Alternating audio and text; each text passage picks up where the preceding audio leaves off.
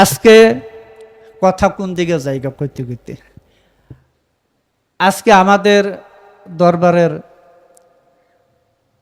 যে ফাতেহা যে উপলক্ষে এটা নিয়ে আসলে বসা।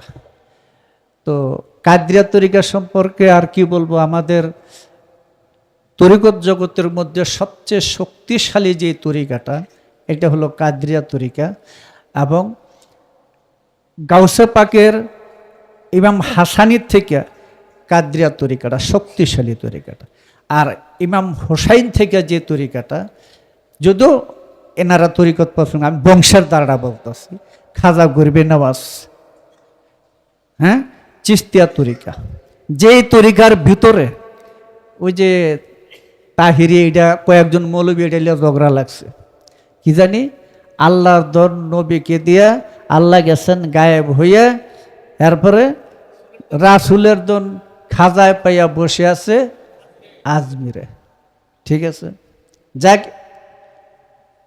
তাহিরি দেখলাম ভালোই কইছে, খারাপ না, যতটুক পারছে বলছে, অন্য অন্য মৌলবীর থেকে ভালোই বলছে, খারাপ বলছে না, যদিও ভিতরে ঢুকার এদের কোনো পদ্ধতি নাই, কিন্তু তারপরে কথাগুলো সুন্দরই বলছে, ভালোই বলছে।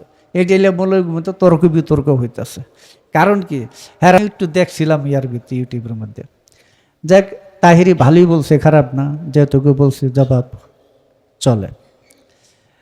তো আমাদের এই কাদরিয়া তরিকার শক্তিশালী তরিকা হইল, কাদরিয়া তরিকার ভিত্তিটা কি? কাদরিয়া তরিকার ভিত্তি হইল কলিমা সাবেত, লা ইলাহা ইল্লাল্লাহু মুহাম্মাদুর রাসূলুল্লাহ সাল্লাল্লাহু আলাইহি ওয়াসাল্লাম। এই কলিমার সাবেত, কলিমার ভেদ। আর এই কলিমার সাবেতরা তিনি ছোট্ট একটা কিতাব রিসালা লিখে থুয়ে গেছিলেন। সেই কালিমার তালিম আমাদের বাংলাদেশে যারা কাদরিয়া তরিকার পীর সাহেব হয়েছে, বুঝছো, মানিকগঞ্জের কয়েকজন পীর সাহেব বাদ দিলে আর কেউ এটার আশেপাশেও নাই। এই কালিমা কেটে বুঝবই না, কালিমাটা বুঝবই না, অথচ কাদরিয়া তরিকার মূল তালিম কিন্তু হইল এই কালিমা। এই কালিমা সম্পর্কে আমাদের দেশের অধিকাংশ পীরেরা, কাদরিয়া তরিকার পীর সাহেবরা জানো না, বুঝো না। শুধু কিছু সংখ্যক পীর আমাদের দেশে আছে, এই অল্প সামান্য, তাও এটা অন্যভাবে সংগ্রহ করে নিয়ে এটা করছে। তো যিনি বুঝে না লা কি জিনিস, ইলাহা কি জিনিস, ইল্লা কি জিনিস, আল্লাহ কি জিনিস, হু কি জিনিস, হে আবার পীর সাহেব হয়ে গেল না। কাদরিয়া তরিকার পীর কেমনে হয়? আর চিস্তিয়া তরিকার মধ্যে হলো এই কালিমা তায়েবার তালিম এবং খামসা আনাসেরের তালিম, যাকে বলে তানাজ্জুলাতে খামসা। দুটা তালিম আছে, যদিও দুইটা তালিম একটু পরে গিয়ে এক জায়গায় আছে, একই জায়গায় চলে। কথা বোঝা যায়? কারণ আহদের থেকে যখন ওয়াহাদাত হয়, ওয়াহেদের মধ্যে এসে জাতের বিস্তার লাভ করে, জাত আহদিয়াতের রু একটা, এই একটা রু জাতে জাতে নাম ধরছে আরো 4টা রুহ নাম দিয়া 18,000 মাখলুকাত থেকে এই সৃষ্টি সৃজন করেন, এবং প্রত্যেকটা রুয়ের খাসিয়তে নফস প্রকাশ করছে। যদিও এই যে আমি এখন কথাটা কইলাম, এটা কিন্তু একদল পণ্ডিত আবার বুঝে না, হেরা বুঝে আরে দিতে, ঠিক আছে তুমি যেদিকে বুঝো বুঝো, তুমি সৃষ্টি তত্ত্বে আসা তোমার সাধ্য না, যদি আইতে হয় তাইলে এই তানাজ্জুলাতে খামসা রূপে আসতে হবে, আনতে রাস্তা নাই। যাক, এই জন্য দেখা যাইতেছে কাদরিয়া তরিকার আমাদের ঘরটাই কাদরিয়া তরিকা, শুধু একমাত্র আমি চিস্তিয়া তরিকা। আর ভাই বোনের যে ছেলে মেয়েরা আছে তারা চিস্তিয়া তরিকায়। ভাই থাকতেই এদেরকে আমার কাছে মুরিদ করে দিয়ে গেছে, দোনোজনই মুরিদ করে দিয়ে গেছেন। তো এখন কাদরিয়ার চিস্তিয়া নকশবন্দিয়া মোজাদ্দেদে বা আরও যে সমস্ত তরিকা আছে, এটা একটা নামের প্রচার, মূল রহস্য, মূল স্থান, গন্তব্যস্থান একটাই, পথ 4টে, পথ চারটা, যদিও কাদরিয়া, নকশবন্দিয়া, মোজাদ্দিদিয়া তরিকা, বিশেষ করে মোজাদ্দিদিয়া তরিকাকে আমাদের দেশে বলা হয় চার তরিকার মধ্যে একটা, কিন্তু আসলে চার তরিকার মধ্যে হলো কাদরিয়া, আমাদের দেশে বলে কাদরিয়া, চিস্তিয়া, ওয়াসিয়া, সোহরাওয়ার্দিয়া ধরা হয়। একটু মতভেদ আছে এগুলির মধ্যে। তবে আমরা মোজাদ্দিদের তরিকাকে খুব একটা প্রধান তরিকার ভিতরে ধরি না। আমরা ওই প্রথম তরিকা কিন্তু হলো ওয়াসিয়া তরিকা, খাজা ওয়াসকুরনির থেকে। তারপরে কাদরিয়া, চিস্তিয়া, নকশবন্দিয়া বা সোহরাওয়ার্দিয়া যেটা বলা হয় বলে। যাই সব তরিকার দর্শন, মূল উদ্দেশ্য এক জায়গায়, বর্ণনা ভঙ্গি একটু ভিন্ন আছে, ব্যাখ্যা বিশ্লেষণের বর্ণনা ভঙ্গিটা ভিন্ন আছে, কিন্তু হইল যার যার তরিকার থেকে সে লক্ষ্যস্থলে পৌঁছার পথ খোলা আছে। কিন্তু চিস্তিয়া তরিকার ভিতরে বা কাদরিয়া তরিকার মধ্যে যে গুপ্ত রহস্য রয়ে গেছে, এটা নকশবন্দিয়া, মোজাদ্দিদের মধ্যে নাই। সোজা কথা। কেউ যদি বলেন মানি না, এটা আপনার ইচ্ছা, আমি বলবো না কিছু। কারণ মাওলা আলীর সাথে যার যোগ নাই, গুপ্ত রহস্যের দরজা তার জন্য খোলা নাই। ওইটা আরেক জিনিস। ওটা এমন একটা এলেম, যেই এলেম শিক্ষা করলে মানুষ খোদার দর্শন পায়। ওইটা এমন একটা এলেম, খোদার দর্শন পায়, খোদাকে শনাক্ত করে, খোদাকে চিনতে পারে। ওটা এমন একটা এলেম, সেই গুপ্ত এলেম সাফাবাজি, গলাবাজিতে পাওয়া যাবে না। ঠিক আছে বলছো?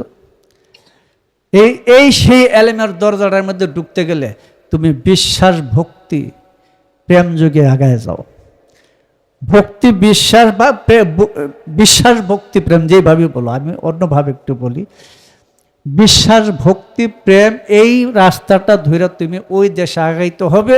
তোমার দিল যখন আদব, নম্রতার, তমিজ, তাজিমের মধ্যে ঢুকে যাবে, তখন মুর্শিদের তরফ থেকে ওই এলেমগুলি যখন আসবে বা তোমাকে শিক্ষা দেবে, তখন তুমি সেই রহস্য বুঝতে পারবে।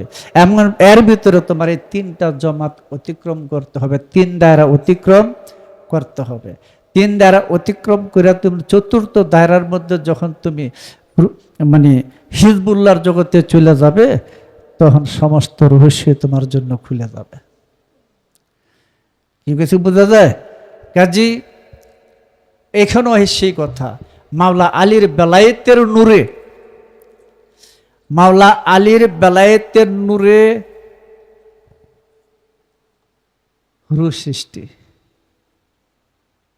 সেই রুহে নবী, রসুল, ওলি আল্লাহ। যদিও নাম বলা হয়, অনেকে বড় ছোট করতে চাইতেছে, নবী বড়, রাসুল বড় বা অমুক বড়। আসলে দেখো, কি বলবো, তৌহিদে ঢুকে দেখো কে বড় কে ছোট।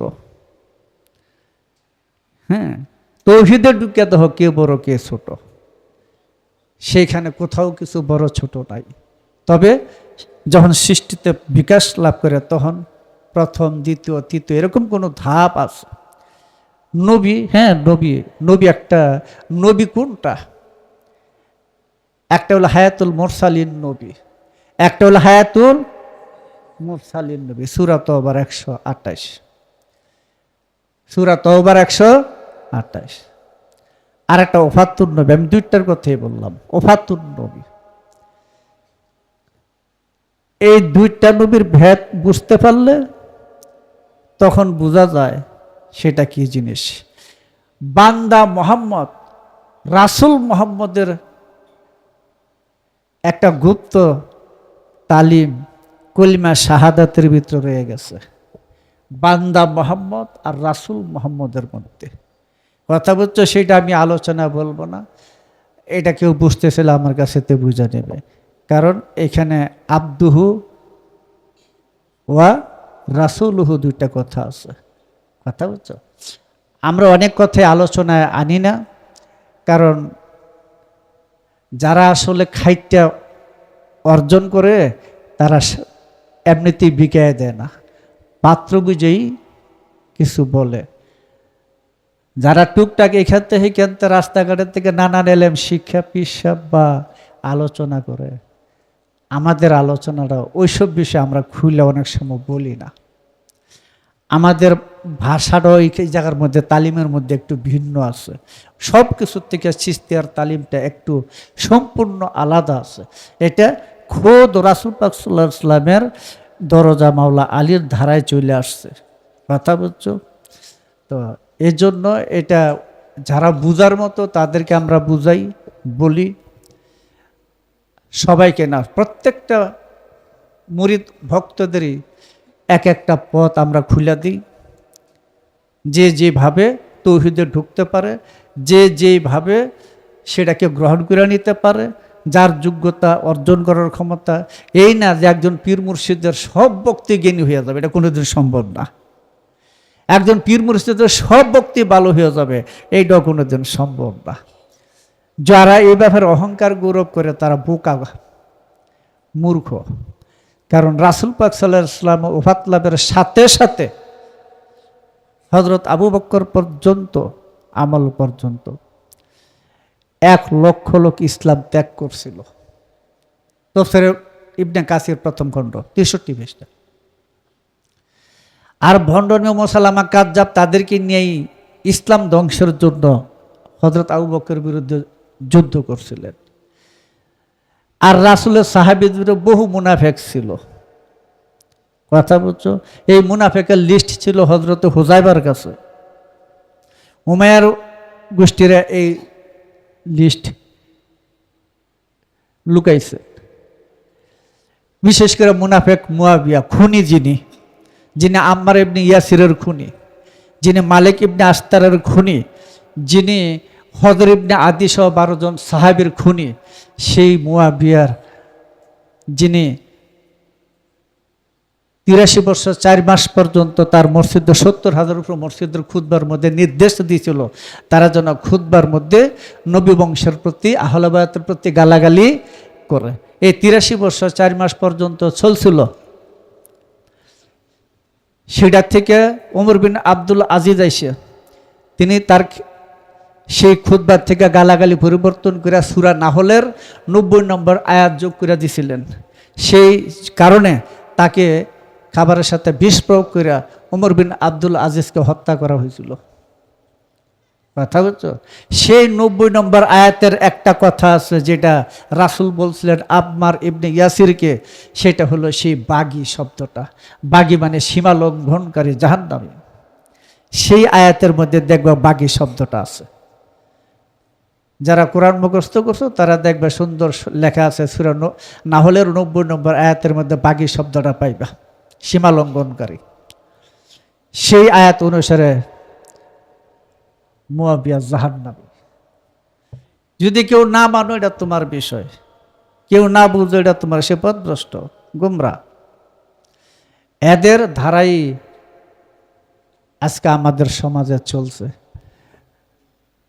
তো দেখো, আলোচনা করতে গিয়ে কোথায় চলে যায় ঠিক থাকে না, কারণ অনেক কথা আসে সামনে। যাক, তবে নবী রাসূল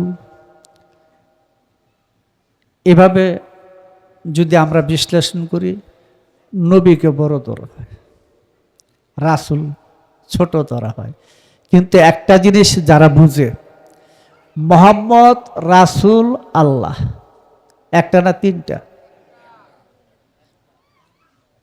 মুহাম্মদ রাসূল আল্লাহ, এক নূর, সত্তা কয়টা? একটা। নাম কয়টা? তিনটা। এর মূল হলো নবী।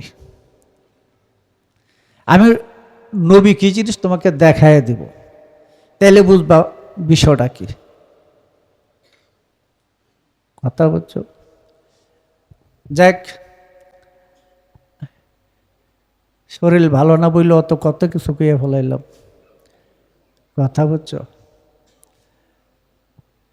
তো আজকে ওই যে কি জানি শিউলির বাবারও ফাতেহা যোগ করছে এটার সাথে। তো আজকের দিনে, আজকে না, আজকে 2 দিন আগে মঙ্গলবার 8 তারিখ মা চলে গেছিলেন। আমাদের 3টা কাজ মনে হয় দুইটা কাজ আসি না, বড় ভাবি আর বাবা, এই একদিনের ব্যবধানে মনে হয়, একদিন 2 দিনের ব্যবধানে, নয়তো একদিনে ফিরে গেছিল। আজকে কি এটা কি আশ্বিনের 23 তারিখে মনে হয় মা চলে গেছিলেন। এ সবাই, হ্যাঁ সবাই কিন্তু আশ্বিন মাসেই চলে গেছে। তো যাক, এটা তো সবারই জানা, মা কি জিনিস, বাবা কি জিনিস। তবে আসলে বাবার যে মার প্রচারটা একটু বেশি আছে, বুঝো না?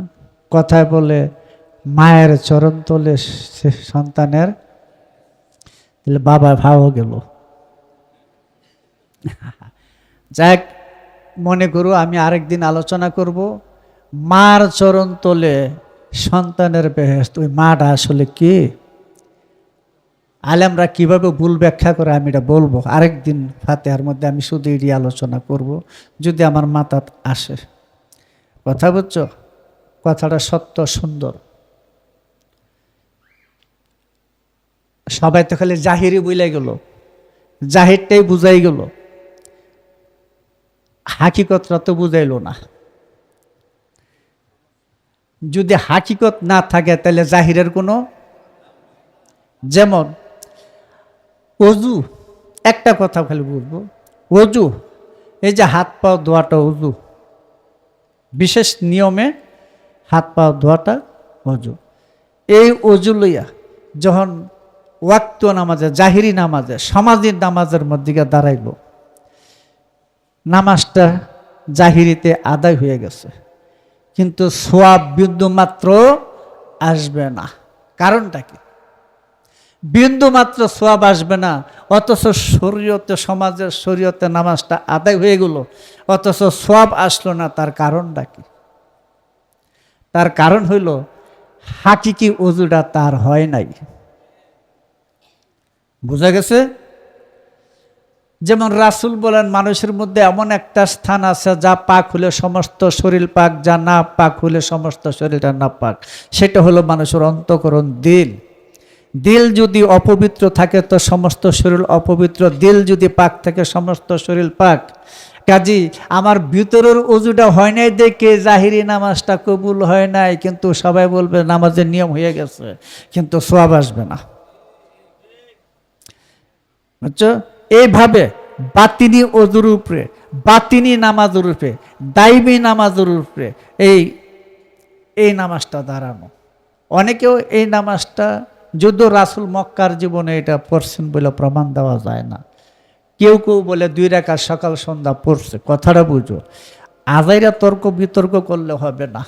রাসূল এই নামাজটা প্রবর্তন করছেন মক্কার জীবনে না, মদিনার জীবনে।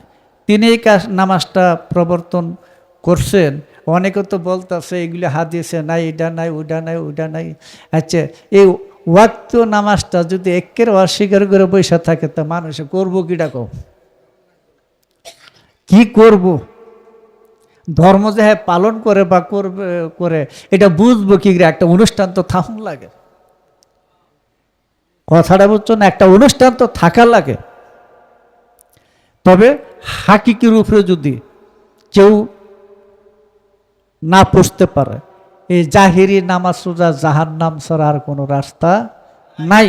সেই জন্য বলছে ফাওয়াইলুল লিল মুসাল্লিন। ঠিক আছে?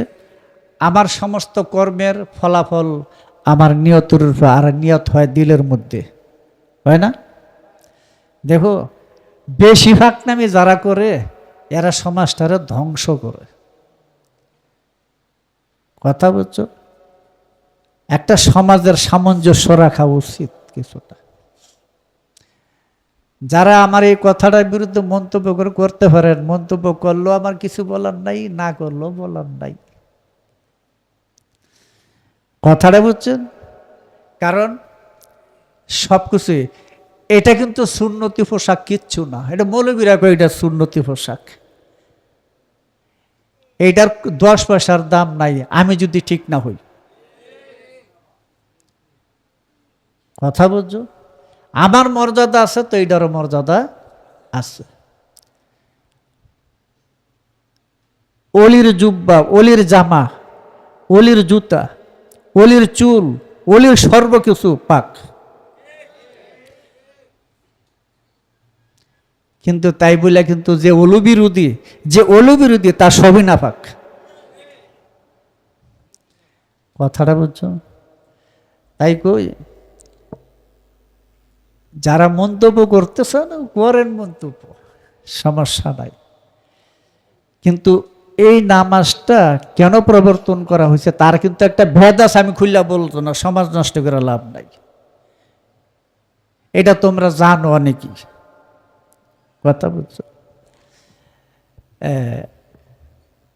অনেক কিছুই আছে, আর তোমাদের মধ্যে কিছু আছে কিন্তু চা স্টলে বৈশা মুখখানে বৈশা বলো আমাদের নামাজ লাগবে না নাকি, আমরা মারফতের নামাজ পড়ি। এটা কিন্তু তোমাদের এমন একটা অপরাধ যেটা তোমরা সমাজকে ধ্বংস করতে যাইতেছে। এটা যারা বলো তারা কিন্তু আমার দরবারত না। তোমাকে যেই নামাজ শিক্ষা দেওয়া হয়েছে ওই নামাজ তুমি আদায় করে যাও। ওইটা 24 ঘন্টার নামাজ, ওই নামাজকে ছাড়া যায় না। কথাটা বুঝছো? ওই নামাজ ত্যাগ করা যায় না। ওটা সত্তার সাথে তোমার কায়েম করে নিতে হবে। নাম আর রূপের সাথে ওই নামাজ জড়িত, খোদার সুরতের সাথে ওই নামাজ জড়িত। ওটা সবসময় আদায় করতে হবে 24 ঘন্টা। আলা সালাতিহিম দাইমুন 23 নম্বর আয়াত, 22 নম্বর ইল্লাল মুসাল্লিন। কথা বুঝছো? এই দুইটা আয়াতে মিললে সে দাইমি নামাজের প্রচার। এটা হলো কোরআনের নামাজ, এটা তুমি আখেরাত পাবে, এটা তুমি খোদার দিদার পাবে। তাই বলে তুমি রাস্তাঘাটে বসে বসে এইগুলি বলবা, এগুলো খারাপ জিনিস, এটা ভালো না। এত করে তোমরা পীর মুর্শিদকে গালাগালি শোনাও, অজ্ঞ মূর্খরা গালাগালি করবে। কেন করো এগুলি? এটা কোনোদিন তোমরা তোমাদের মধ্যে কেউ যেন আর না ঘটে। তোমরা আদব শিক্ষা করো, আদব রক্ষা করো। কি বলছি বুঝছো? দেখো আমি বলছি তুমি বহু বড় জ্ঞানী হইতে পারবা, কিন্তু তোমাকে আদব বিহনে শূন্য করে দিবে, শূন্য হয়ে যাবে। তুমি আদব শিক্ষা করো। শয়তানের আদব আছে, তমিজ আছে, তাজিম আছে, শয়তানের নাই। তুমি আদব রাখো, নম্রতা রাখো, তমিজ রাখো, তাজিম রাখো। এই 4টা গুণ তুমি ধরে রাখতে হলে শয়তান তোমার থেকে দূরে সরবে। দূরে সেরে কোথাও যাবে না, তোমার মধ্যে মুসলমান হয়ে বসে থাকবে। তোমার মধ্যে মুসলমান হয়ে বসে থাকবে, তোমাকে সৎ উপদেশ দিবে। তাই এই জিনিসটাতে কেউ যেন দূরে না যাও। কেউ কাউকে বেয়াদবি করবা না, কারোর সাথে কোনো পীর মাশায়েখের সাথে বেয়াদবি করবা না। কি কইছি বুঝছো? জানো না তুমি তার মধ্যে কি থাকতে পারে, কাজে বেয়াদবি করবা কি করে। কথা বুঝছো? ছোট বলে অবহেলা করো না, বড় বলে ইয়ে করো না, আরেকজনকে হাই করো না। তুমি আদব রক্ষা করো, আদব নম্রতা রক্ষা করো। আদবটা কিসের স্বভাব? নামাজের স্বভাব। আদবটা কার স্বভাব? আল্লাহ যেটা হুম ফি সালাতিহিম খাশিউন, যাহারা তাদের নিজের নামাজের মধ্যে বিনম্র। কাদাফুল্লাহাল মমিনুন, মমিরা সাকসেসফুল হয়ে গেছে, সফল কাম হয়ে গেছে। কথা বুঝছো? নামাজটা কি? যাহারা তাহাদের নামাজটা কি? যাহারা নিজেদের নামাজে, তাহাদের নামাজে। নিজের নামাজটা কি জিনিস? যেটা চোখে দেখা যায় ওইখানে নামাজ। ওটা আদব ছাড়া ওই নামাজ তুমি ধরে রাখতে পারবে না। আদব ছাড়া তোমার মধ্যে ওই নামাজ থাকবেই না। বুঝছো? আরেকটা নামাজের কথা বলছে, হেফাজত করা। হাফিজ আলাস সালাতু ওয়া সালাতুল উস্তা ওয়া কুমু লিল্লাহি কানিতিন। নামাজগুলোকে হেফাজত করা, বিশেষ করে মধ্যবর্তী সালাত, কোরআনের ভাষায় সালাত। আমরা তো নামাজ কইতে কইতে অভ্যস্ত হয়ে গেছে না। একটাই বুঝ জানিও, যদি এক জিনিস না, আসমান জমির পার্থক্য। তোমরা বুঝে নিবা, কথা বলছো। এবং আল্লাহর জন্য দাঁড়াও বিনীতভাবে, আদবের সাথে। আদব যার নাই, নম্রতার যার নাই, বিবেক বুদ্ধি যার নাই, সে নাপাক।